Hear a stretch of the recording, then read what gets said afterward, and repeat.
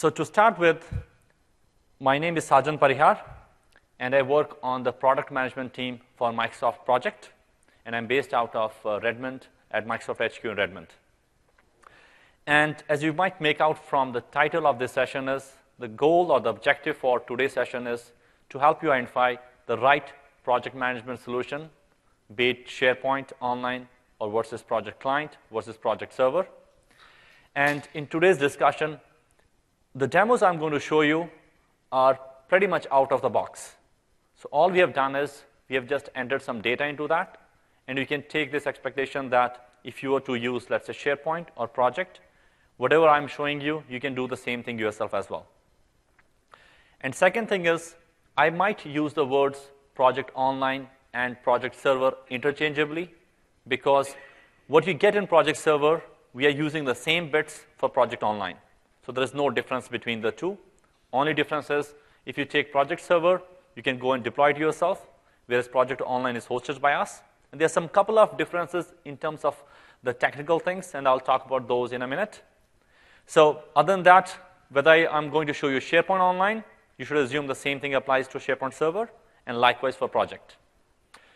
So before the end of this session, hopefully, I think our goal would be to help understand that when I should use SharePoint Online versus Project Client versus Project Server. And for whom, for project manager, what are the right solution? For a portfolio manager, what is right? And likewise, for different roles. So this is the agenda we have. As you might see, there are a lot of things, especially on the demo side. So first, I will talk about Office 365 and SharePoint Online. And I do recognize that different people here have different, I would say, background and experiences. Some of you might be expert in Project, or you're expert in SharePoint. So you might find some redundancy. You might think, I already know this. So just please bear with me, because I have to take everybody along. So, okay, yes, I do respect your area of expertise, but I have to sort of touch everything that comes along. And by the end of this session, I hope it will be all clear that when you can use what. I'll briefly talk about Microsoft Vision. Like, we have these different offerings. How do they fit together? And then, once we'll talk about projects, I'll touch on project and portfolio management, which you can call as PPM. And then, as I said, we'll be doing a lot of demos. Towards the end, I'll share some resources that you might find useful after you leave from this session or go back to your respective places. And then we'll be doing Q&A. So hopefully, we should try to plan for maybe 10 to 15 minutes of Q&A. And given that you'll get an opportunity to ask me questions, I figured that I will have the same opportunity for myself. Maybe I should ask some questions to you before we start. So if you can help me, just do a quick show of hands. How many people here are IT professionals? Like, you manage server, you like infrastructure and all that? Okay, quite a few. How many of you will count yourself as developers? That means you write apps, you build apps, you can do coding. Great. How many of you oversee projects? Whether or not you have a project manager title, you oversee projects. Great. And are there folks here who manage project portfolios? Excellent. I didn't expect that many, portfolio people who will be managing portfolios. And last, how many of you have tried or used SharePoint 2013? Okay, not that many.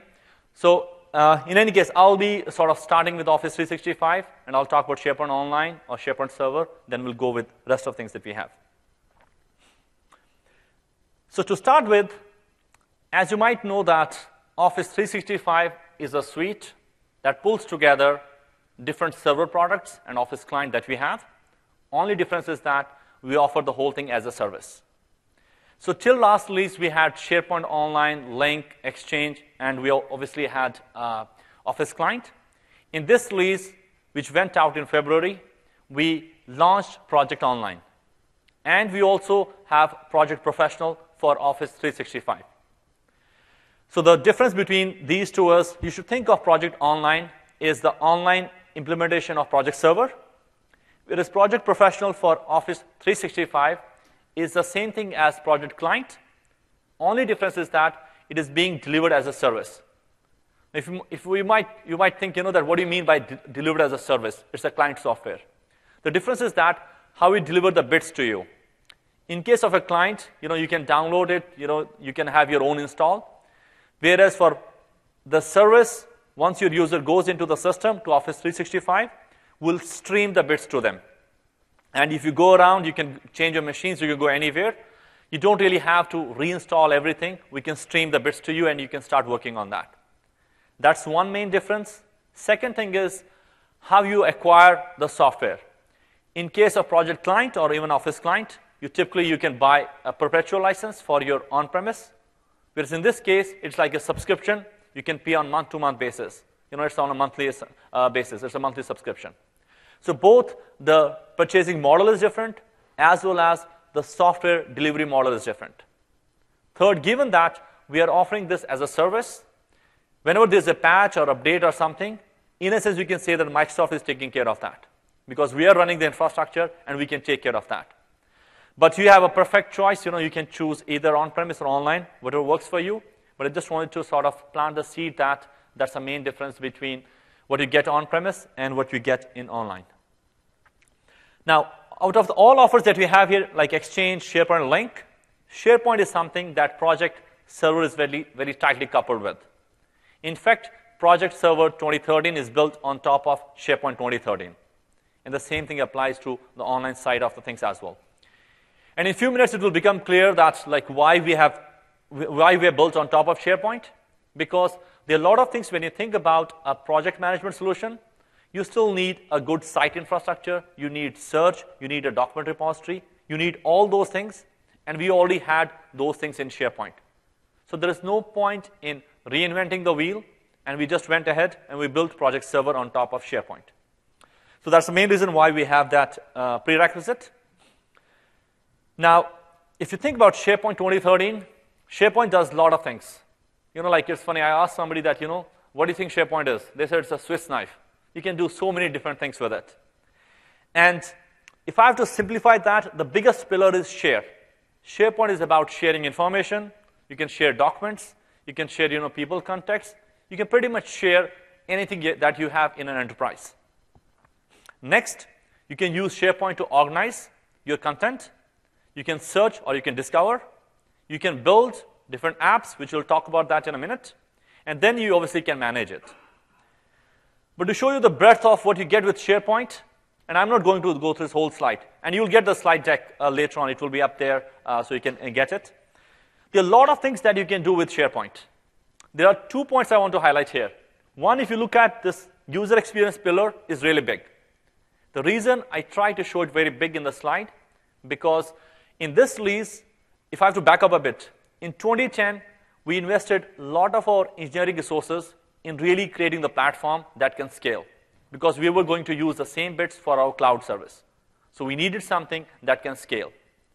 In 2013, we invested a lot of resources in making our UI gorgeous, beautiful. Just to give you stats, in 2013 release, we had 4 times more visual designers deployed for SharePoint 2013 than we had for SharePoint 2010. And our engineering team is more than 1,000 people for SharePoint.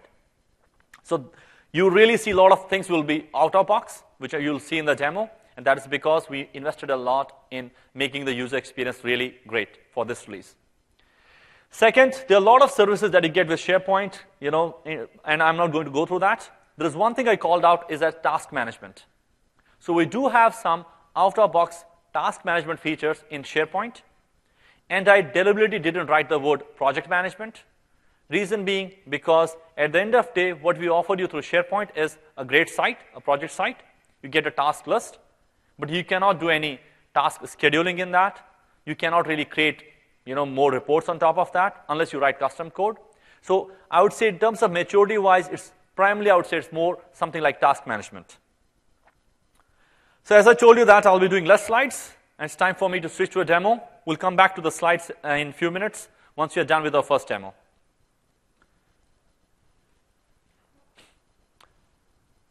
So this demo is, that's not me actually, that's Godfort.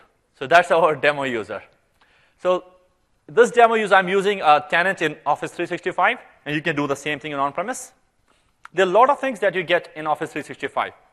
And I'm just going to touch on the things which are relevant to us. Before I do that, As you might know that in this release, we have something called as Newsfeed, and now we have Yammer, which is basically an enterprise social networking site. And you can use Yammer, you can create a newsfeed, which will get replaced here. I'll skip this. This thing is important to us, which is SkyDrive Pro. Basically what SkyDrive Pro is, all the documents that you have here, it's a document library. If you click on sync on the top right, you can see here on the top right side, what it does is it syncs all the documents you have onto your local machine. And whenever you make a change to a document, it will sync it back and forth. Let's say you are on a plane, you want to access your SharePoint documents. As long as you have installed SkyDrive Pro, all your documents are inside your machine. You can make any change while you're on a plane. Once you get back, the moment you connect to internet, all your documents will sync to the SharePoint site. And you can think of the same way like for project documents, and I'll show you in the project site. Let's say there are some project documents. There is a PowerPoint deck, there is a Word document, there's an Excel, which are related to a project site, or there's some documentation.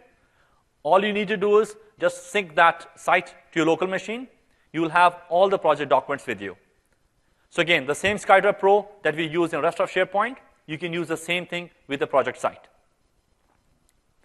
And it's very easy for you to share. Like here, if you look at, you see a box like, the lock. That means we have not shared this document with anyone.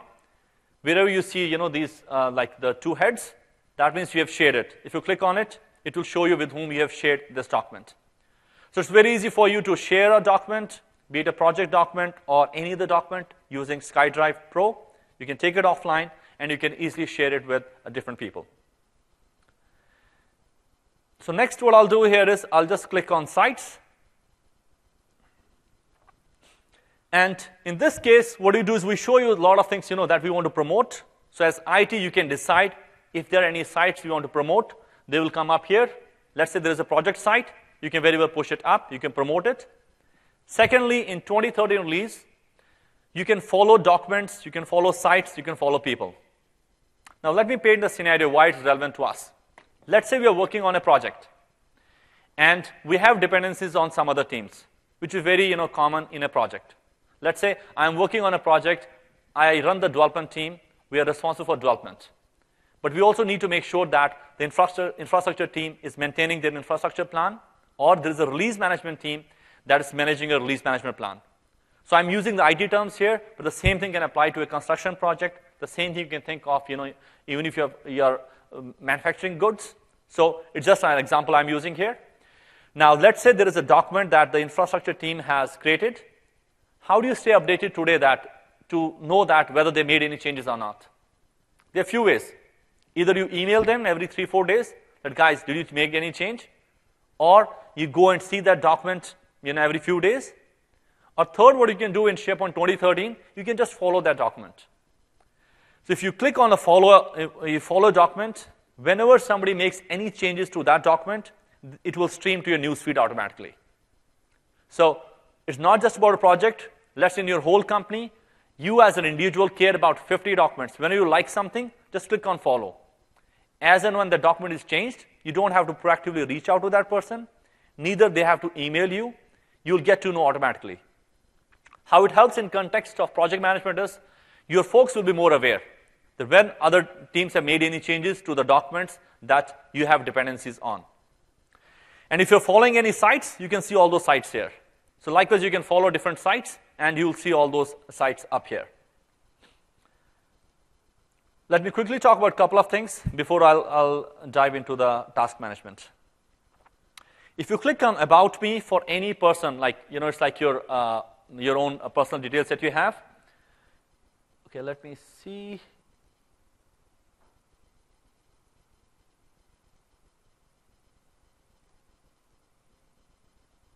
Okay, here we go.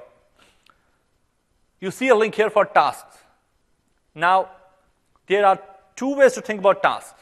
One is, as a project manager, you assign a task to somebody. So you're creating a task, you're assigning it to somebody. Let's say I am a business analyst. There are 3 different project managers I work with. All of them, they can assign tasks to me. As long as all those project managers, they sync their project plans to SharePoint, I, as an individual, will automatically get a filtered list of the tasks that I'm supposed to deliver. That's something the product does on its own. So as long as you can create an environment where all the project managers, they create their project plan, let's say in Project Professional, the client that we have, all they need to do is just sync the whole thing to SharePoint. Everybody will get their task, and those are the tasks that will appear here.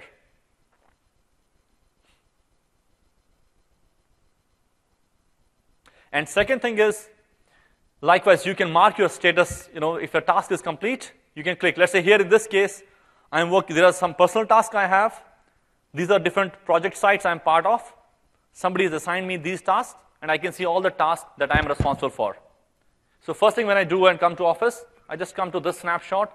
I can see all the tasks that are relevant to me, and I can just get an update. I can work on those, and I can just update my status from here. So that is about SharePoint, and we talked about how you can use SharePoint and how it fits, like the SkyDrive Pro, how it's relevant to us. And so far I have not really touched on the real project management. Before I do that, I just want to level set that how should we think about all these things. So far we have just talked about the platform. SharePoint, it has SkyDrive Pro, it has the features to build sites, and there are a few more things. But the way we should think about this is, there are three main things. One is task, second is project, and third is portfolio. For the folks who have not worked on portfolio, you should think of that it's an aggregation of all the projects that you have. So we might have few tasks which are part of a project. We have multiple projects which together are part of a portfolio. Let's say you're a program manager or you're a CIO who wants to see what is going on in the whole enterprise. All you need to do is you need Project Online or Project Server, and you can get visibility into all the projects that exist in SharePoint. So that's how you pull the portfolio together. Second thing is, sometimes you may want to plan what we should do in the future, and I'll talk about that. That's more we call as portfolio optimization. That's something you can do with the tool. This is a very simple graphic which pulls all of this together, and there are different dimensions to it. And this is not, I would say, this is not casted in stone, but you can think of this as more like in guidance. That's how you should think about the different products that we have. First is, let's say you are working as an individual, or you have something, you have some ad hoc task management needs. You can manage your tasks in Outlook. Some people manage in Excel. How many of you manage your tasks in Excel today? And you don't have to be shy. Okay, now I see some hands. Excellent. Okay, there are a lot of people, and I hear the same thing from many customers, that there are some departments who use a tool, and there are some departments who still use Excel. That's where they create all the task lists, they manage, but you can't do scheduling, you can't do everything with that. But you can still, if it's individual tasks, you can use Outlook, Excel. You can very well use a pen and paper. You can make your list or a drawing board. And you can probably manage it in a decent way if you're just working with 1 or 2 people. But once you have a bigger team, let's say 4, 5, or more people, you need a more formal tool that can help you to manage everything. That's where we get into SharePoint Online. So using SharePoint, I can create a project site. I still get access. I can control the access. I still can, put all the project documents there. There are a whole bunch of things we can do, which I'll show you in a minute. And then what you can do there is, as a project manager, you can use a project client to manage the whole project plan. Rest of the team gets access to a SharePoint site. They can see what they are responsible for. My task I showed you, they can see all the tasks they are responsible for. Since they have access to a project site, they can also see all the documents related to the project. And that's how you can say they can do their work using SharePoint. And you as a project manager can still manage the whole plan in Project Client, and you can sync the data to SharePoint, or you can pull data from SharePoint into your Project Client. So that's just, and there is, I think what I've said, there's a lot of things in that. If you have any questions, please make a quick note for yourself, and towards the end, I'll be more than happy to repeat or clarify any questions you have. So far we have talked about tasks, projects, and then next step is programs and portfolios. And just to let you know that we don't expect that customers will jump straight from Excel to portfolios. It's not a realistic expectation. I would say it's more like a journey. You need to first start from a process, I would say at least come to the project. The maturity level should be at least projects, that you think in terms of projects. You're managing your projects in SharePoint or using Project Client. And then once you have multiple teams, that are managing their projects in Project Client and SharePoint. Then you can think about program or portfolios. And there are a lot of good things you can do. And tomorrow I'm running a lab, I think it's, and I have the details later on, where we can even do a hands-on what you can do in terms of portfolios or in terms of portfolio optimization. And second thing is, with project site, what you can do is, as I said before, it's a simple project site, but there are two dimensions how I think about you will need this programs and portfolios, or you need project server. One, on the bottom, if you look at, your level of complexity is really high, which means you need more features. Features like, let's say, timesheets. If you really want to use timesheets, you want to capture issues and risks, you want to get visibility across all projects, that means you're trying to pull all the projects together, or you want to do portfolio optimization. For all these things, you need project server. If you think that, okay, you know what, we are still not there yet, we are yet to manage our projects in a tool, I would say then you should rather start with SharePoint or Project Client, go through that process, and then you can go to the next step.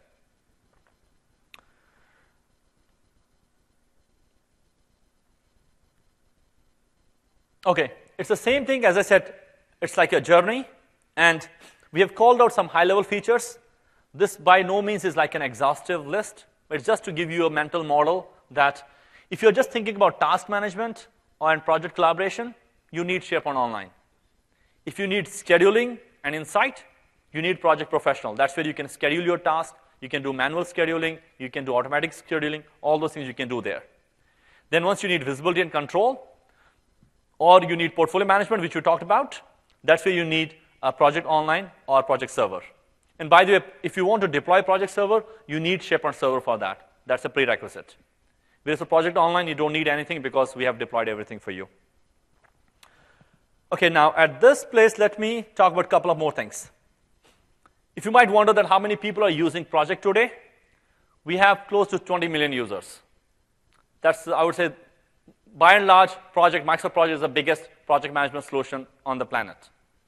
We have more than 10,000 organizations who are using this, and we have a big partner ecosystem. There are hundreds of them. I think there are more than 400 partners that we have in more than 80 countries.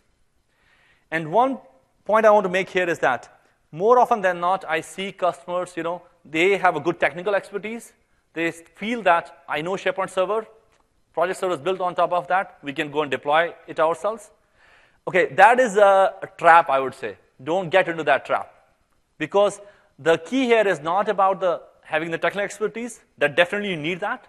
But at the same time, you need the discipline knowledge of project management. Because you will need to guide your users, and somebody needs to sort of come, and if you have that in-house, great.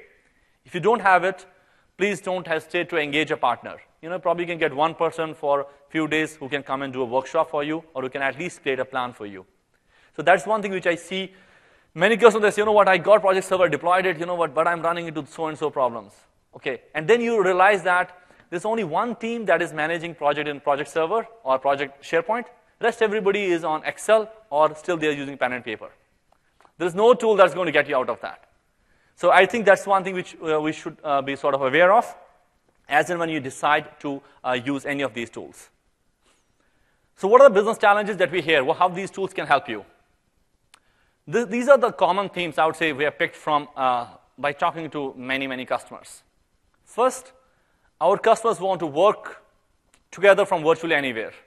It's becoming more common. I'm pretty sure that all of you who are here, you don't have a break. Once you go back, the emails are waiting for you. So I think that's the same drill that all of us do. And with Project, how it helps you is you will have, let's say for a project, you will have everything in one place. Instead of searching 10 different emails, that where is the project plan, where is the status update, who has done what is lagging behind. This solves a lot of those things. And you can access it through a browser. So pretty much, as long as you can get to internet, you can access it. Second, more and more customers are asking us that we need flexibility to manage infrastructure costs. And in this case, that's why we didn't reinvent the wheel in Project Server. If you have SharePoint, you need to add a delta to that, like Project Server, or you can just use the Project Online. Third, this is a new thing I would say. especially with this, what happened with the economy over the last few years, there's more focus on getting the best from every dollar that you spend, which means it's more and more important for us or for any business to prioritize their investments so that you can reach the business goals. And I'll show you later on, because today, more often than not, if let's say there are 30 projects, you get requests that you should do this, you should do that. How do you prioritize? Some people have a very mature process, but many orgs or customers I talk to, it's like, whichever business unit is more vocal, they can push their way through, they'll get it done. And I'll tell you later on how project can fit into that conversation, how it can help you to be more pragmatic about it. And finally, people need more visibility.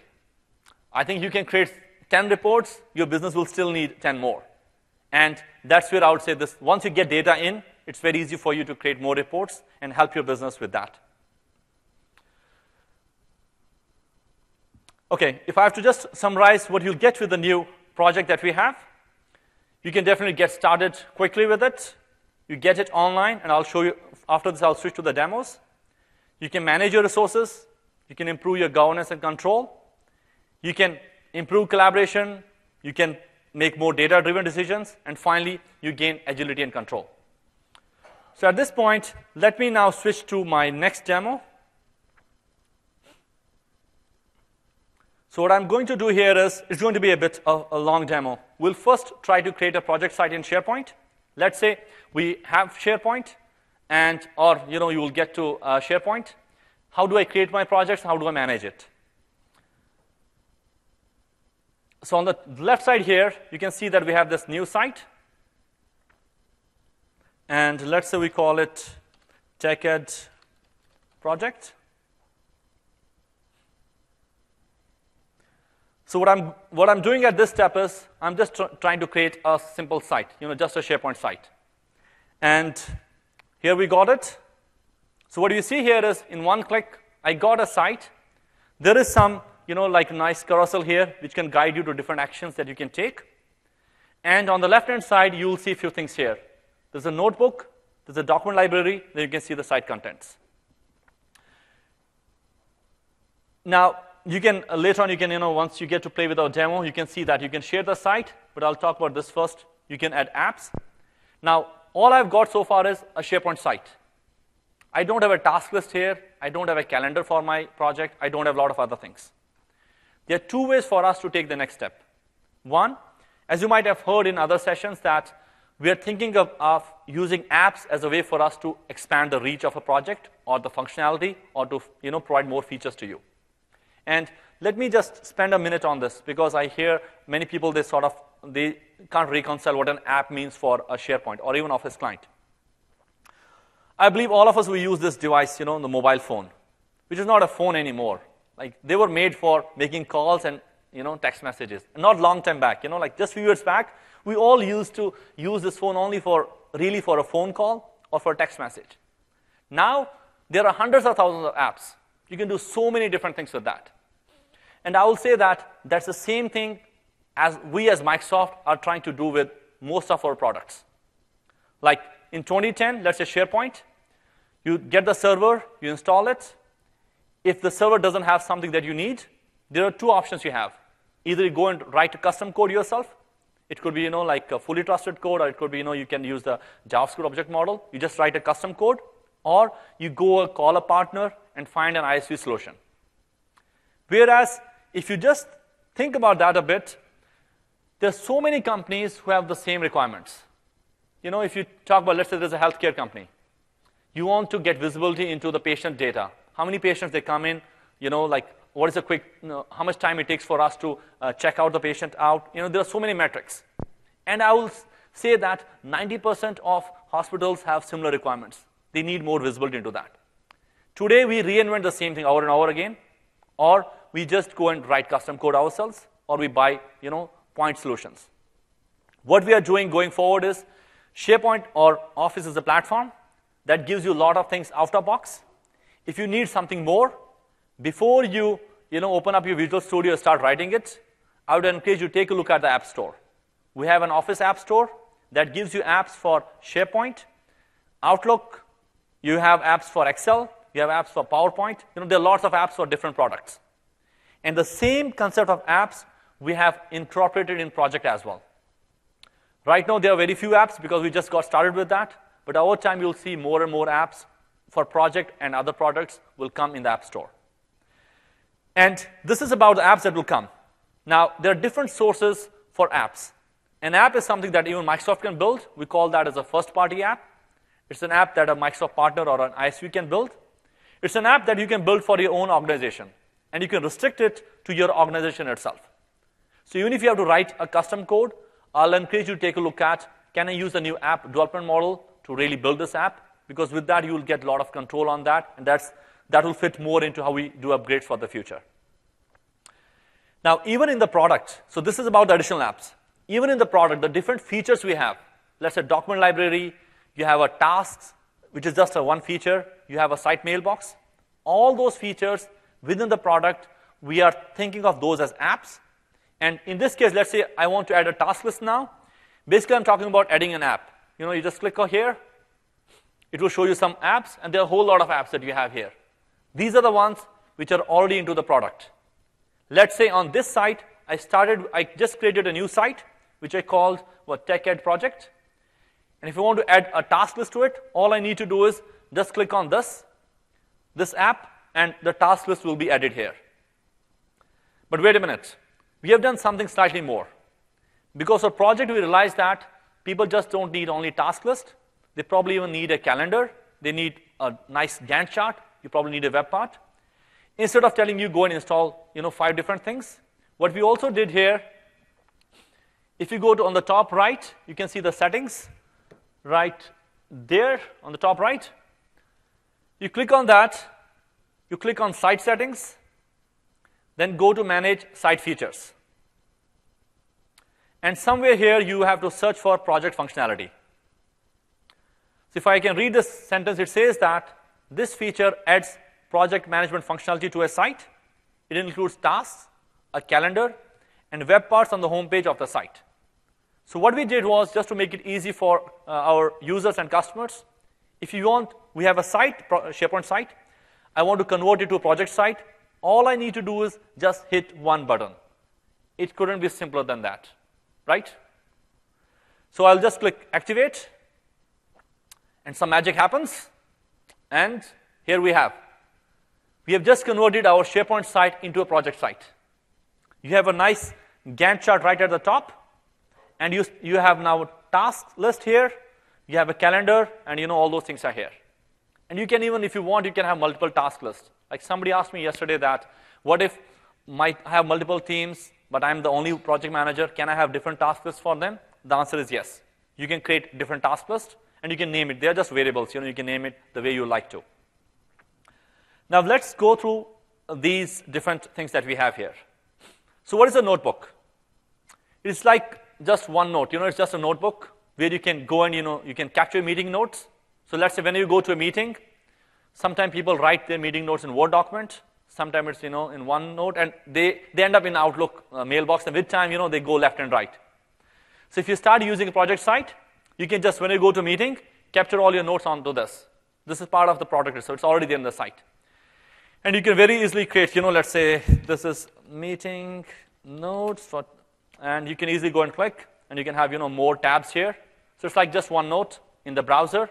You can go and keep on adding as many meeting notes. You can create, details about your project offsite. You can create anything you like. So pretty much all the documentation that you have, that you're creating new or you're generating it.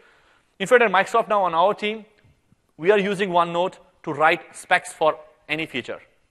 In the past, we used to have Word documents, which we used to store in SharePoint site. But now, we just use this OneNote, and we just write all our specs there. So the whole team is always updated. Whenever somebody makes a change, it's already there on the site. OK, so that is about the first tab I had here, which is Notebook. Next is your documents, which is just like a document library. So I didn't add a document because that's going, in interest of time, I'm going to skip some of the things. But you can add as many documents you like. And then if you notice here on the right side, you see the sync button on the right. This is the same sync as SkyDrive Pro. So assuming you have kept all your project documents onto your document library in the project site.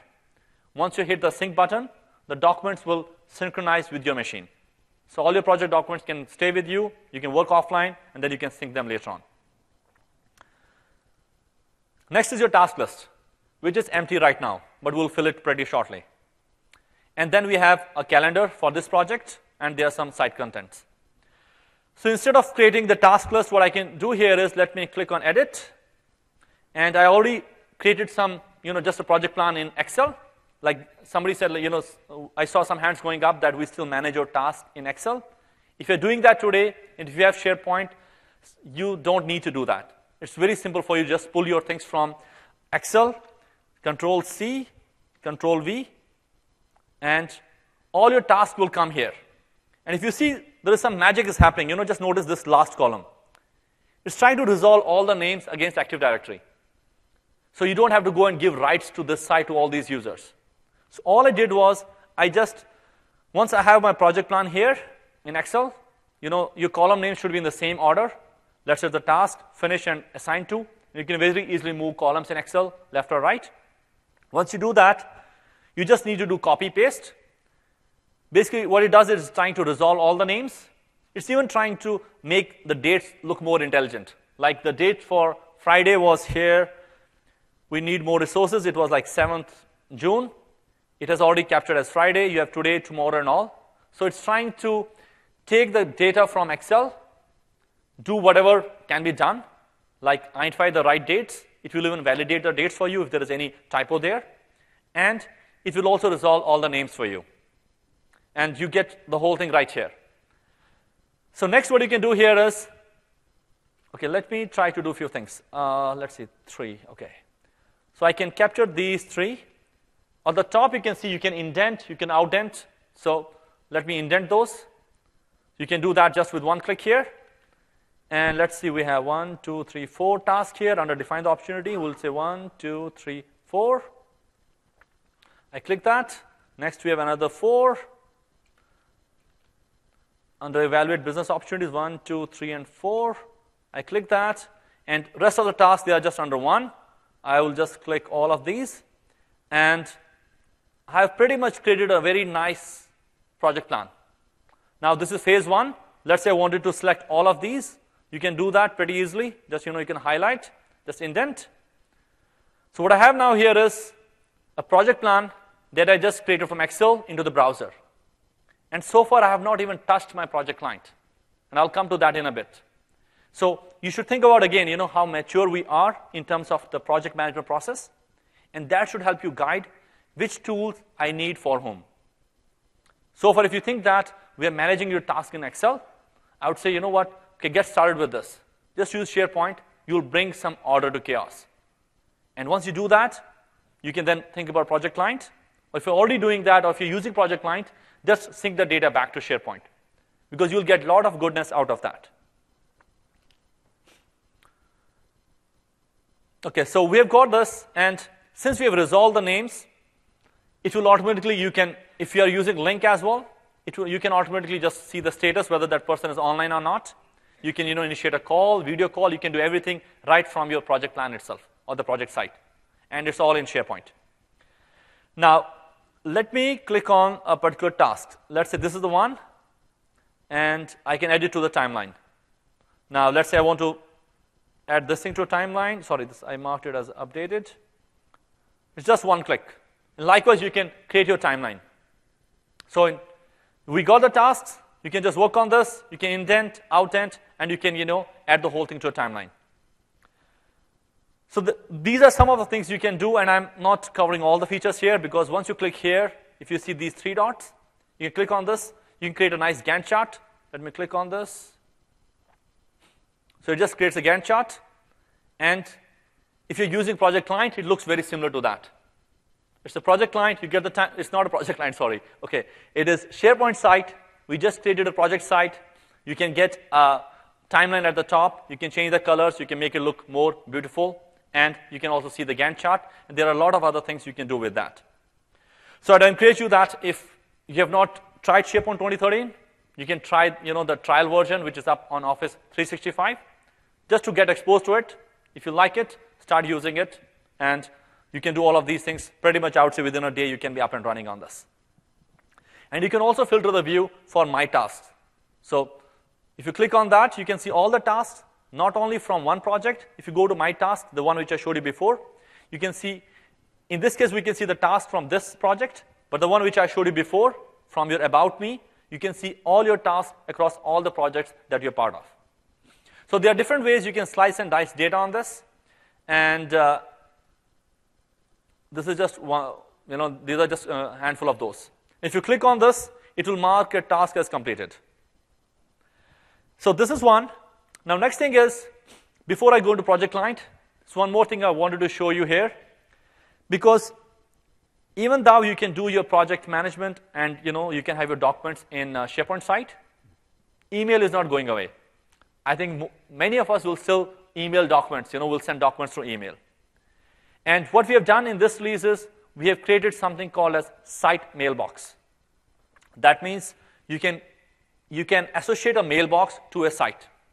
In this case, what you can do is you can use a site mailbox for a project site. That means once you go in here, let's do that. I will go to my home. I just go here. I click on, again, as I said, whenever you need something, just most of the things we are trying to surface that as an app. You have an app called Site Mailbox. I just click on this. And if you look at here on the left side, we now have a mailbox. So I have just provisioned a mailbox for this project team. It took me, 10 seconds? That's all it takes. So I created a project site. We had a project plan. We got it here. It got resolved for all the people that we had. And in one click, or just 2 clicks, we created a mailbox for this. And once you'll go to your Outlook, this mailbox will appear like a folder there. You have, let's say, your own inbox, and then it will be like another folder with its own inbox. Whenever you want to send any email out, instead of creating a DL or doing other things, if you send an email to this mailbox, everybody on the project team will get access to that. But what I like more about this whole feature is, when you get a document to a mailbox, you can just drag a document from any email to that folder in your Outlook. I'm trying to ask you to use some imagination because I don't have that. It will take a while for me to configure that on Outlook. You can drag it just within the Outlook itself. You can drag a document into your mailbox, and it will automatically sync to your SharePoint site. So let me recap that. There are 2 ways. You have your documents on the project site. Great. They're already there. You can exercise control over them. You can do all kinds of things with the documents in SharePoint site. But we recognize that still many users are going to use email to even email documents for a project. We can't fix that right away, but we can make it a lot more easier for them by just provisioning a site mailbox for any project site. With that, users can go into just Outlook. If they just drag if they mail it to the mailbox, that's great. Otherwise, even from their own inbox, they can drag documents to this mailbox. And we at the back, we will automatically sync the documents from Outlook to your document library inside your project site. So that's one good feature which I like. So we have got a lot of things here. We have covered a bit of a ground on this. Now let me switch gears here, because we have got 30 more minutes, and I still need to cover Project Pro and the portfolio management. So I'll just switch from here now. So let me switch to my Project Pro. Okay. So I don't have much data here. We won't be getting too many reports because I need more data to show you more reports in Project Pro. But if you wanted to open this project in Project Pro, all you need to do is just click on List, and then you have this Open with Project. So we have the project plan here. If you click on Open with Project, which I will do right now, but I'll use a different file which has more data, so I can show you more reports on that. You can do that just with a couple of clicks. Now, if you get to this level of maturity, how are you going to work? Which means at this stage, what I'm expecting that a project manager has access to a project client. He or she can come. They can just open the project in project client, which I would say majority of project managers use that. You can change, and we'll sync the data automatically to this site. All the team members have access to this site who are working on this project. Once somebody assigns a task to a person, the data gets synced to this site. We automatically make it visible to all those team members. So that's how you can manage if you are up to this level. Now, you might wonder that, I can create a very nice project plan here. It looks like I can have a Gantt chart. Why on earth do I need project client now? Okay, before you entertain that thought, let me finish my Project Pro demo, and then you'll say, you know what? Okay, I think we need that. Okay, this is, how many of you are using project client, be it standard or professional? Okay, quite a few, great. So I think you would know that there are a lot of things you can do, besides just creating a nice schedule. There are so many things you can do in project client. And that's where those things are there, and they're going to pretty much stay there. So you can do your resource scheduling. You can also see, like a nice Gantt chart at the top. You can click on this. You can change, the colors. You can add more tasks. Let's say this is a task I want to put on the timeline. All I need to do is just right-click on this, add to timeline. It gets added to a timeline. Likewise, let's say I want to add this. I'll click it, and you can do that. You can come here. You can schedule the tasks. You can assign to different people. You can create relationships between tasks, and you can add it to timeline. You can do all this stuff that I would say many of you have been doing in the past. What you can also do is if you try to do manual scheduling, you have two options. You can either automatically schedule the tasks, or you can opt for manual scheduling, which is right at the top here. If you see here the task, you can do manually schedule or auto schedule. You have both options.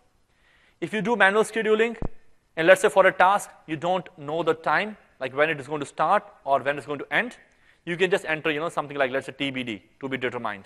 You can enter that. But you can do that only if you're doing manual scheduling. Now, I'm skipping some of the slides here in the interest of time, but I think we'll get more out of the demo. Now if you wonder that, what is new in Project 2013?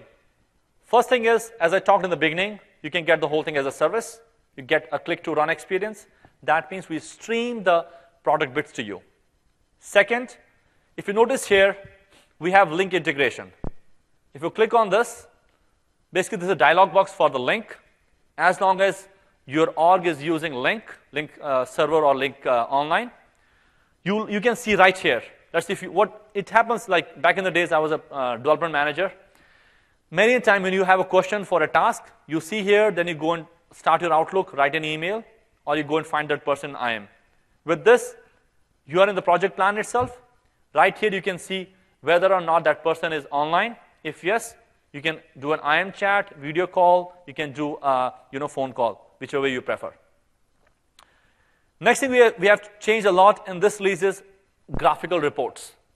And that's why I wanted to use this project plan, because I can show you more reports on that. Now, if you think about, with regard to reporting, there are 2-3 things which I've seen, we hear from customers a lot. First, people need more visibility.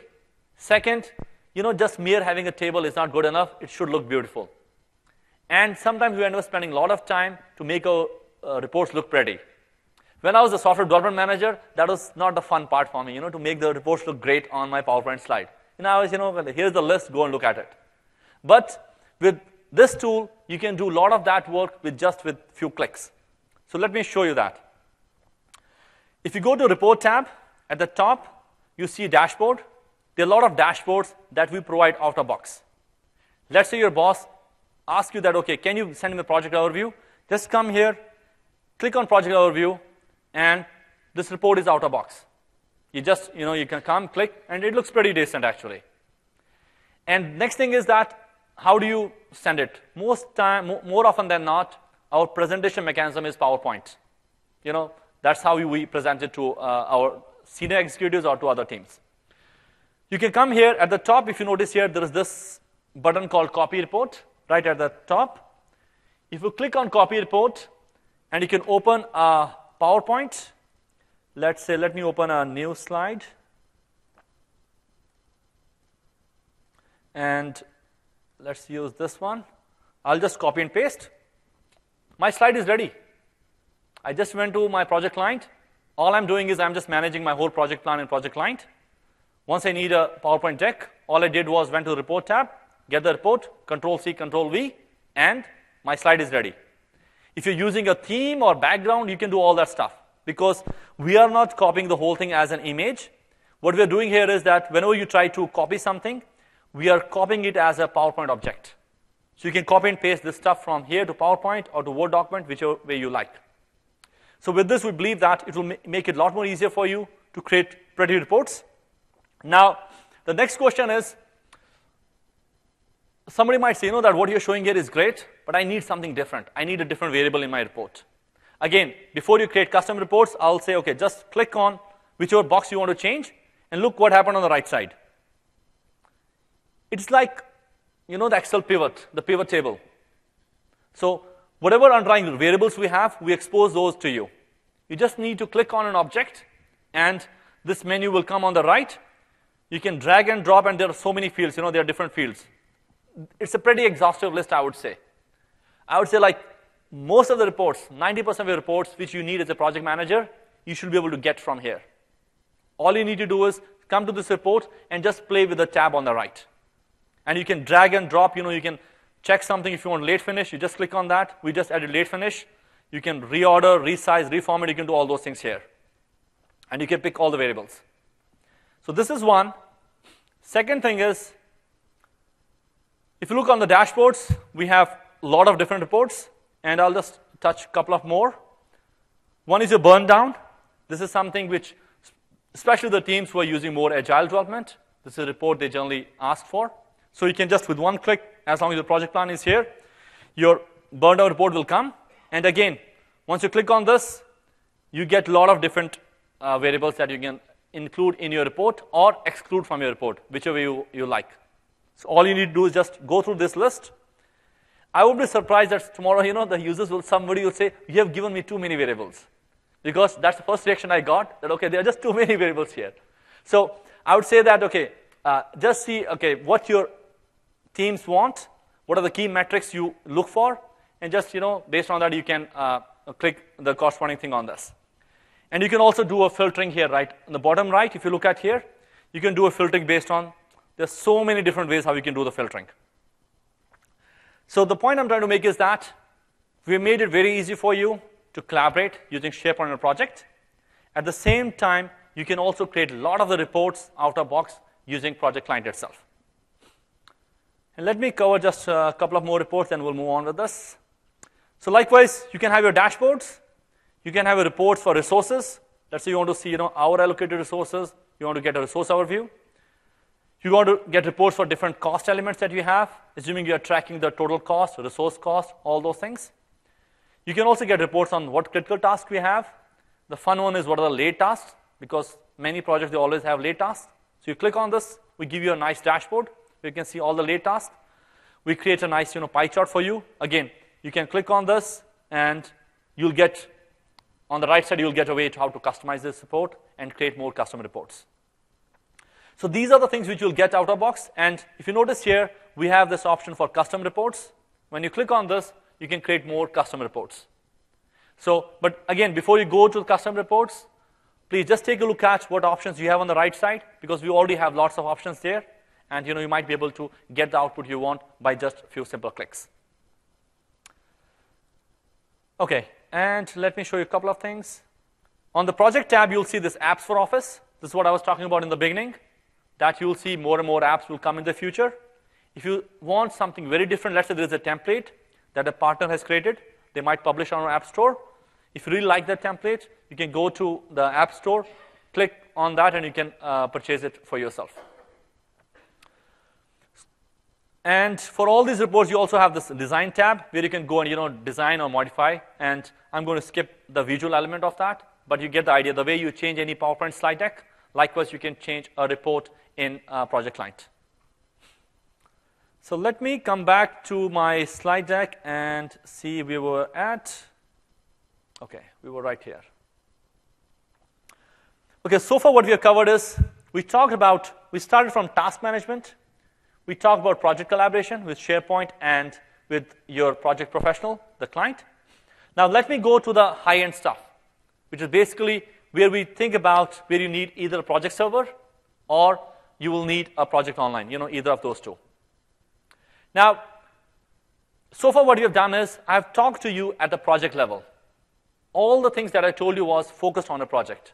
You change the project plan, you get reports on your project, you assign tasks, you see your people. And now if you just expand that out, instead of project, if you can manage your projects, But there are many customers I see that they want their people to enter their timesheet entries, against a project plan or against a task.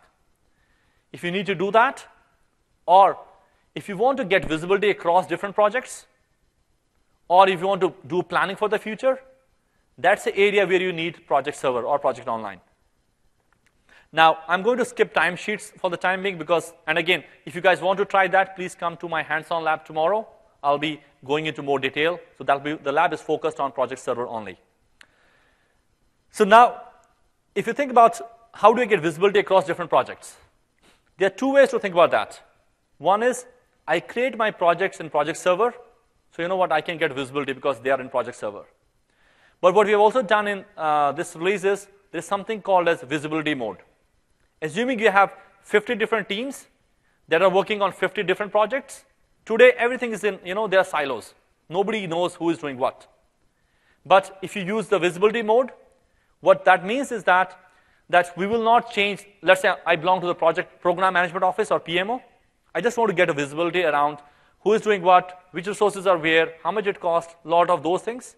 I need a way for me to connect to all those projects.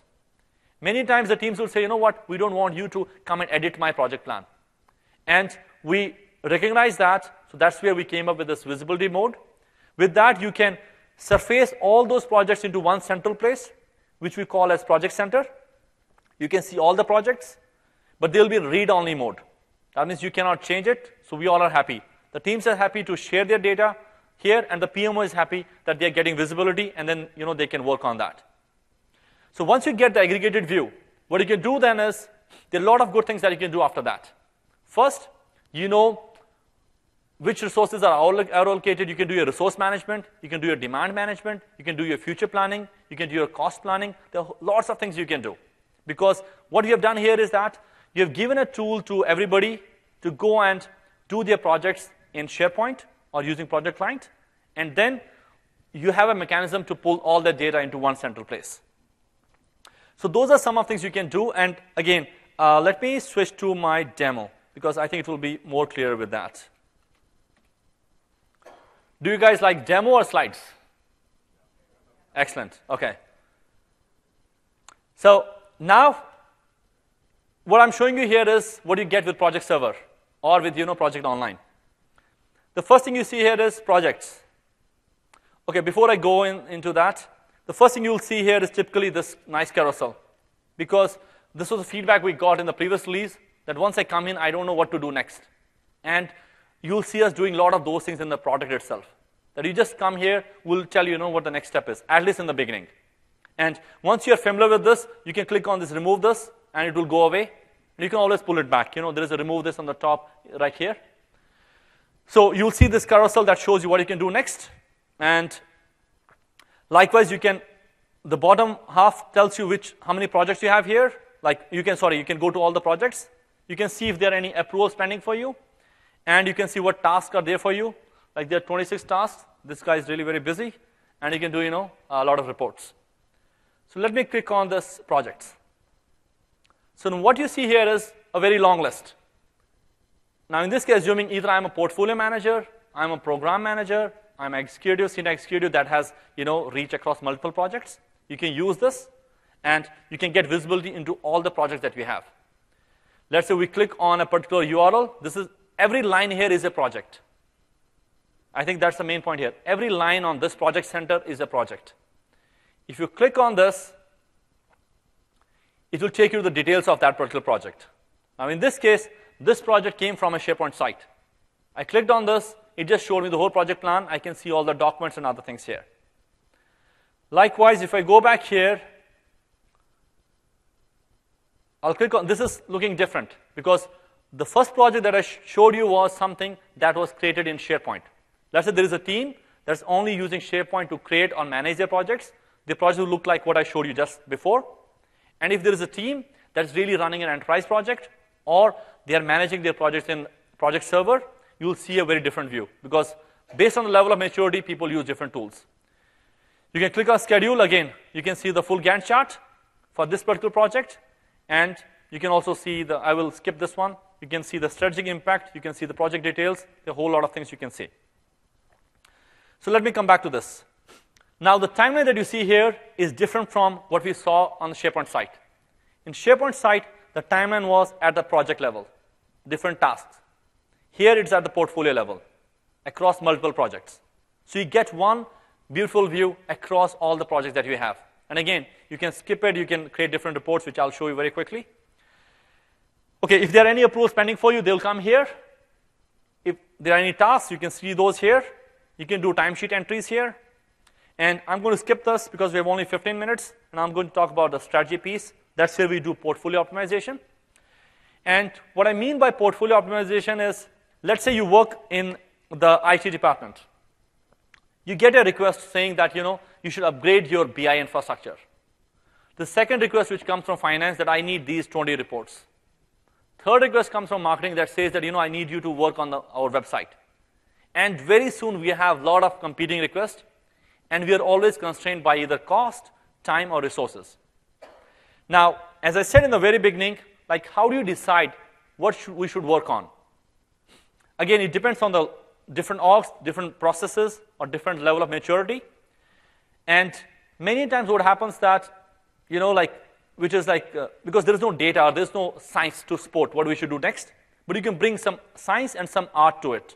And that's what I'll show you here. What you can do there is, first thing you need to do is you need to start with something we call as a driver library. Think of driver as business priorities. Now, all the things that I'm showing you here is just data you can change, because every business will have their own priorities or their own drivers. You can enter that here. Let's say you're a manufacturing company and you work in operations. Your priority is, our defects should be very low. Second is, our speed of delivery should be high. There are different variables you can think of. If you're healthcare, you can think of, like our patients, the time we take to recover from a particular thing should be great. Time for lab test, the data you get back should be faster. You can think of different business priorities. And typically, these priorities come from your senior business executives. They might come from your CIO. They might even come from your CEO. They might come from your marketing head. They can come from anywhere. So once you have figured out what your priorities are, you can capture those in the tool. Next, what you can do is, using all these business drivers that you have, you can create different prioritizations. Because you might have 5 business priorities for the business as a whole. But the CIO might have a different take on that. Let's say there is a priority that says we need to drive let's say it's a retail company.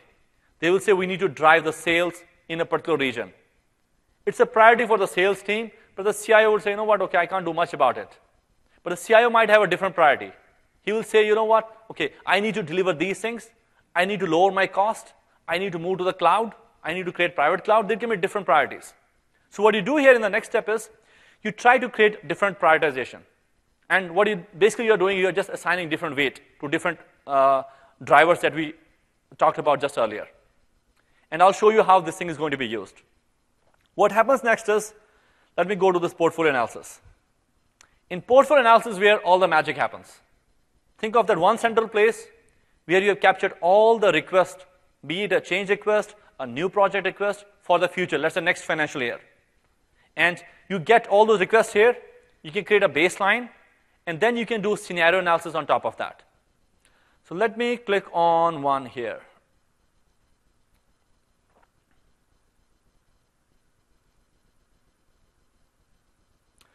So let me start with the first tab. I'm trying to create a baseline here, which I've already done. What I did was I gave a name to it. And if you notice here, I could choose how I do want to prioritize all my future investments. I have got $10 million. That's our org. I have got $10 million for the next year. There are 40 different projects. How do I prioritize? I asked my bosses, tell me what the priorities are for the next year. Then I asked my CIO or my chief marketing officer, depending on which org I'm part of, that what are your priorities for the next year?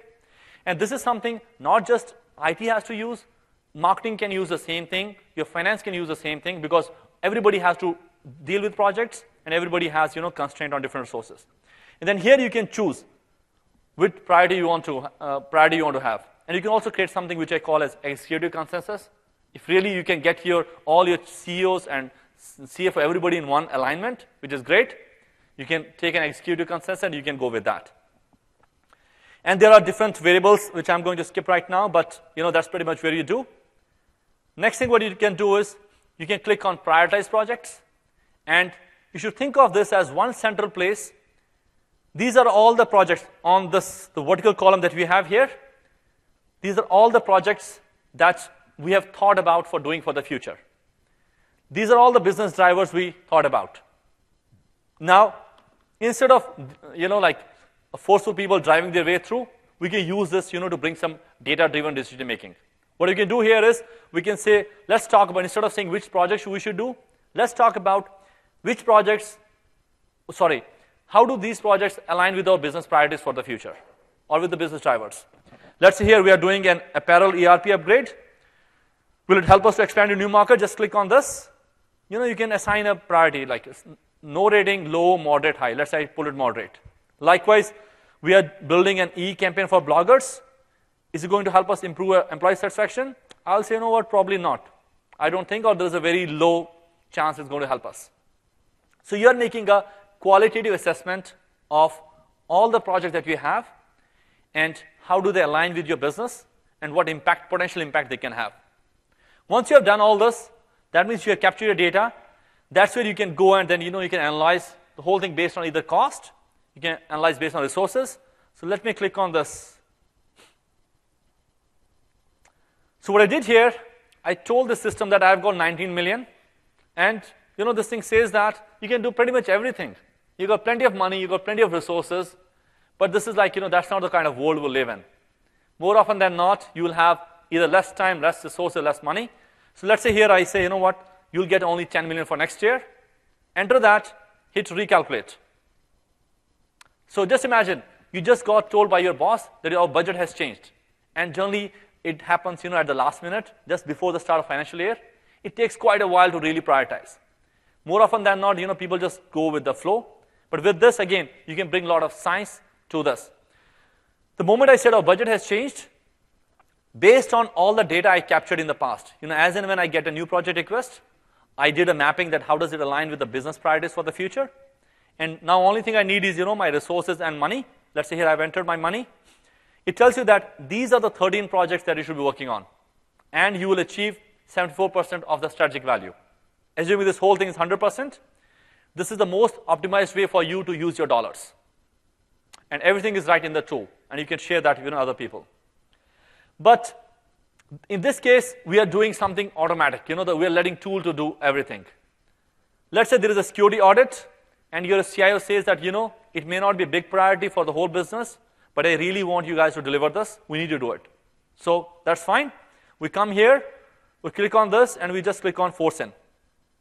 That means what I'm saying here is that, yes, we recognize that this project doesn't align with the broader business priorities that we have for the future, but we need to do this. Maybe because of compliance reasons, there's a government regulation, or there's internal mandate. Whatever the reason might be, you can click on that, hit recalculate, and now it's going to recalculate everything. It will show you that we moved this project out, and we moved this software security in. It was forced in, I just moved it in. And likewise, you can run different scenarios. So this is just pretty much what I would say you can do with regard to portfolio optimization. And again, all these things are custom, instead of total cost. If you want to do ROI, total benefits, you have different variables that you can do. And again, these columns are not fixed. You can have custom fields. You can define your own columns. This is what I have defined for our this session. So we have only 6 minutes and 12 seconds. So let me quickly do the wrap up here. And then I'll stick around to take any questions you guys have. Otherwise, I'll be at the lab tomorrow. And, feel free to come by there. I'll just show you. OK, just a moment. First thing is that there is a lot of good training we have published.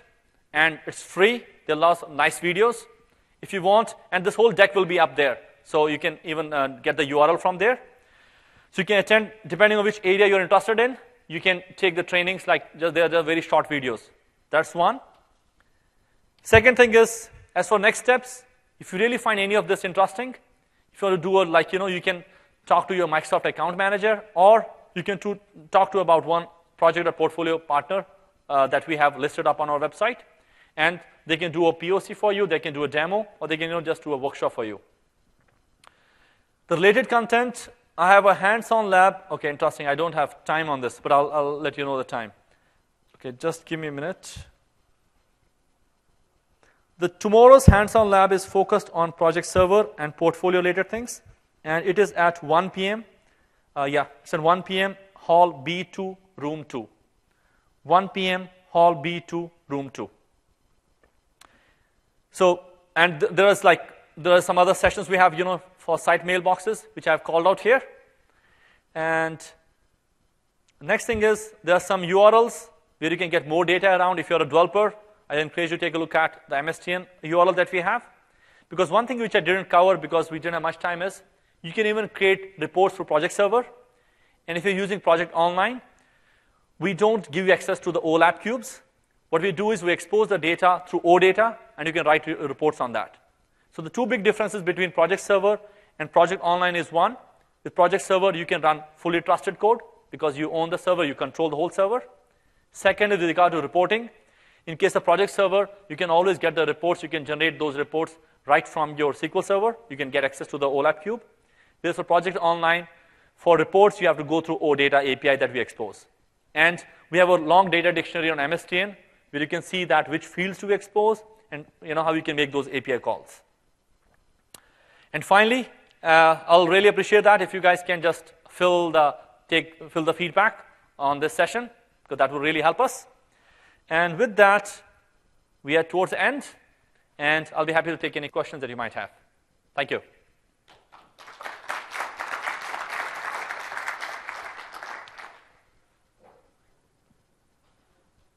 Yes, ma'am. How hard will it be? Like, I have a lot of stuff right now, SharePoint 2010. How hard is it going to be to convert that stuff over to 2013? Okay, the question is that right now they have a lot of stuff on SharePoint 2010. So how hard or easy it will be to convert to SharePoint 2013? I would say that if you have not done a lot of custom code, that means it's like out-of-box you have used in SharePoint 2010, it should be fairly easy. If you have written a lot of custom code, it's hard to guess because it really depends, what you have written and how that was written. But outside of that, it should be very easy for you to move from SharePoint 2010 to SharePoint 2013.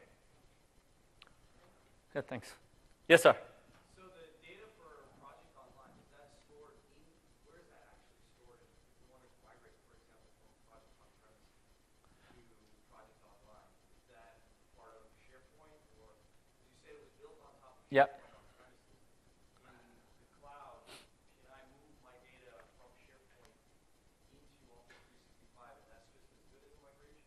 Yes. Okay, let me repeat the question that today, if you have data in SharePoint for on-premise, and if you want to move it to, let's say, Project Online, how hard or easy it is, and where do you store that data? Like, as you think about online, you should think about that we have got, like, databases at the back, SharePoint and Project right in the front, so we store the data in the SQL database at the back. So depending on which service you have, if you have SharePoint, you'll see your data there. If you're using Project Online, we'll surface the data in Project Online. Okay? Yes, ma'am. So, if you're making the transition from Project Pro client to Project Online, you obviously have all these MP files that you would like to get there. Yep. How hard is that transition? Okay. The question is that we are using Project Professional today, and we have a lot of project files. And if you want to store those files that's in Project Online, how hard it will be? I would say it's very easy. It's fairly easy. As there are two ways to think about that. One is you just want to store those files in, let's say, SharePoint. Then they're like any other document. You're trying to store your MPP files in SharePoint. Second is, it's not just about storing. Really, your whole plan lives in SharePoint or in Project Online. In that case, what you do is you go to your project client, assuming you have, this Project 2013. You go to File, Save As. You can just enter the URL of the site. Click on Verify Site, and then click Save. The whole project plan will be saved inside the task list. So one is the file migration, which I would say, that's just a very primitive way because then you're just using it like a repository. Second is you are just syncing the whole thing to your SharePoint site or project site. And you can do that right with, a few clicks. Yes, sir.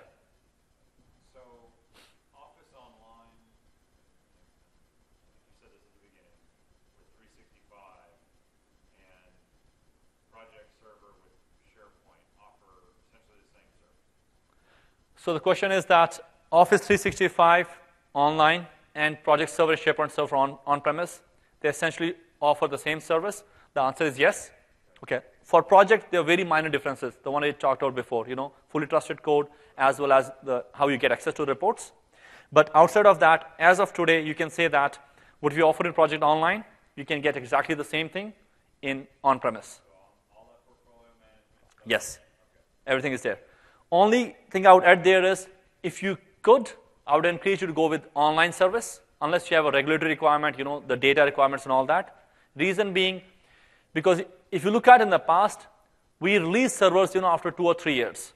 And I don't know what the frequency will be, but you can imagine that, servers take us a while to release. We need to build a lot of things before we really come out with the next release. Whereas for online, as and when we build something, we are going to push it out. So you'll see us coming out with more features and more things in online. We'll be pretty rapid on that. So if you don't have any barriers, like with regard to data regulations and other things, you should definitely try to look at the online service. Yes, sir. There was a question here. Yeah. Would it be possible to integrate Microsoft Project with Team Foundation Server? We have WordPress under Team Foundation Server. So you're talking about tasks here. Yes, I'm glad you asked that because I forgot about it. So the question is that, will it be possible to integrate Team Foundation Server, TFS, with Project Server? The answer is yes. You can do that, but only for on-premise.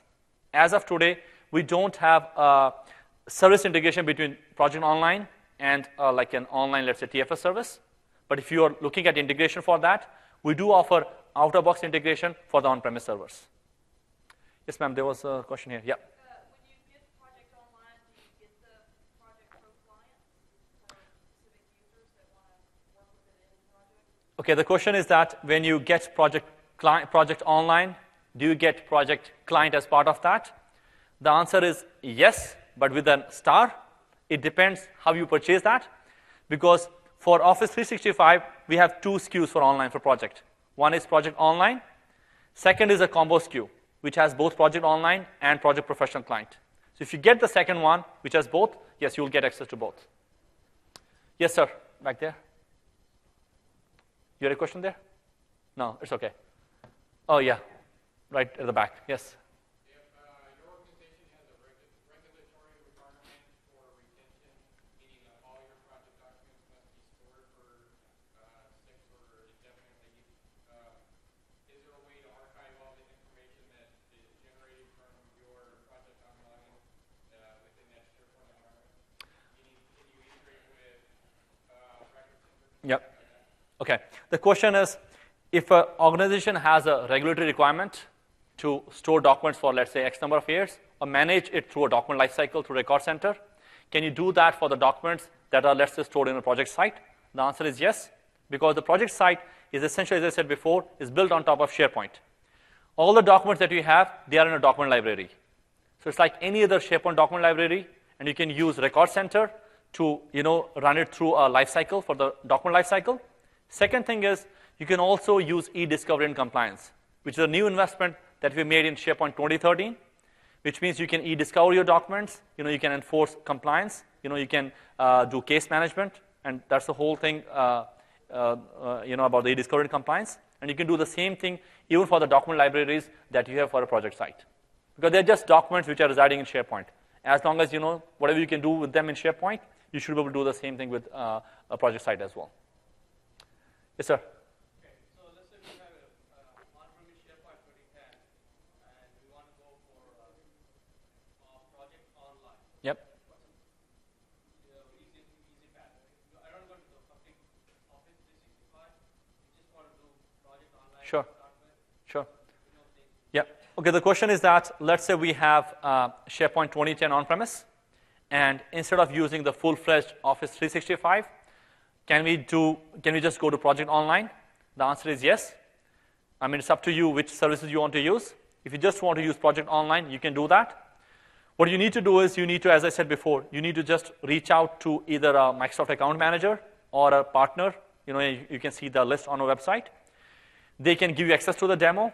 You can play with the demo environment. If you like it, then you can convert to the paid subscription. Once you do that, only thing which is left is just to migrate that data that you have. If you have project plans, or even if you have task list, you can migrate that. Or even if you have Excel files, which has got a project document, You have to just migrate the data over to Project Online. You should be up and running with that. No. Okay, the question is that if I do that, if I just go with Project Online, do I still need to buy SharePoint 2013? The answer is no, because Project Online is a packaged offering that already gives you access to all the SharePoint features that you need in the context of Project Online. So we don't have to buy or deploy two different things. Once you get Project Online, you should think about that. We have given you a slice of SharePoint, and we've also given you the project features. Yes. And once you get Project Online, okay, that's our problem to provision SharePoint for you at the back. The time that basically in our enterprise, we basically have SharePoint 2010 running with all other things. Yep. Then I'll have another solution, which is Project Online, which has SharePoint 2013, but it's not full-fledged 2013, just the Project Online. Okay, I think there is you should think of that, yes, at the back we'll be having the full SharePoint server, but again, we will decide which service to turn on and off. We will make sure that whatever you need in context of Project Online, that will be there. Yes, ma'am. So in that case, that would be my site, project site, SkyDrive Pro. Okay, you won't be getting access to all the features of SharePoint.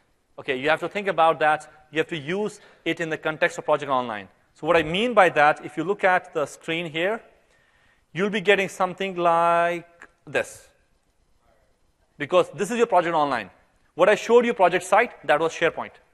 That was a site built on top of SharePoint that has, SkyDrive Pro and all those things. What you'll be getting access to is something which is here. Okay? Yes, sir.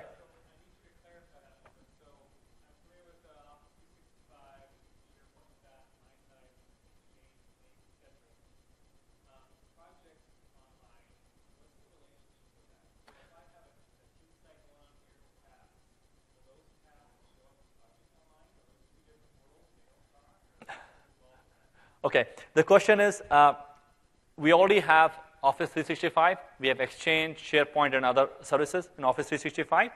Let's say I have documents in my SharePoint site. What does Project Online means and how is related to Office 365? You should think of Project Online as one more service in Office 365. The way, let's say we had SharePoint, Link, Exchange, now we have Project. So they all are, there's like one platform. So it's just one more service that we have there.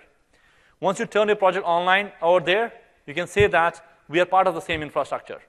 So it's no different than having one more service. Tomorrow, let's say we already have a Visual client now there. If there's one more service, it's just like that, adding more services to Office 365. Okay? Okay, guys, last question. Your class tomorrow is in a lab, it's in a lab, or it's actually I got it at 1 o'clock, and it's hands-on at 1 o'clock, correct? Yes, ma'am. Okay, the question is that the class which we have tomorrow, is that a class or that's a lab? It's a lab. But what I do is for 10, 15 minutes, I just try to give you more background on this portfolio management stuff. And then there are detailed instructions. It's a very long document that you won't be able to finish tomorrow itself. But you can work through the lab. And then later on, if you can get access to the lab, you can work on that. Okay? So with... Sorry? Okay. So you want to see the resource slide? This one? Next steps? 34? Okay. So this is the online training, the videos.